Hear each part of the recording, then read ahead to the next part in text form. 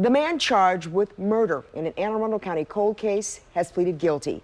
Fred Frampton is charged with first-degree murder for shooting and killing Michael Temple Jr. in February of 2010. WMAR 2 News investigator Skylar Henry has been on the story for the last 2 years and spoke with the state's attorney about this latest chapter. Yeah, authorities say it was 2 clues that they were able to line up with evidence they found from that crime scene back in 2010. They say with only a matter of time and with a little DNA profiling, they were able to keep the suspect behind bars.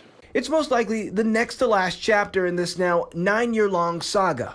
33-year-old Fred Frampton admitting he was the one who shot and ultimately killed Michael Temple Jr. during a home invasion. He left behind his own DNA at the crime scene where he ultimately ended up fatally shooting somebody. Well, Mr. Temple didn't die until 5 years later, but his actions and his struggle with Mr. Temple left behind what ultimately led to his arrest. Anne Arundel County State's Attorney Ann Coltlitis says had it not been for Temple fighting back and stabbing Frampton at the time of the robbery in 2010, they may have never had enough DNA to pin the murder on Frampton. Detectives linked blood spatter from then to these. A coffee cup and a cigarette butt Frampton picked up at this Roy Rogers in 7-Eleven left with just enough DNA to match back to Frampton, who worked alongside Temple's father, Michael Temple Sr. Here he is from an interview in November. And these individuals worked beside me for many years, which I find kind of really hard to believe.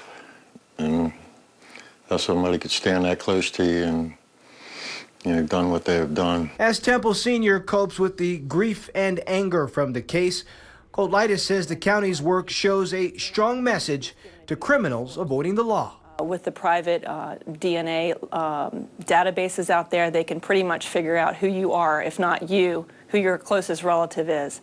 So if you commit a crime and you leave your DNA evidence behind, police will eventually find you. Now, Frampton is scheduled to be sentenced in September of this year. He is facing life in prison. Reporting here in Annapolis, I'm Skylar Henry, WMAR 2 News.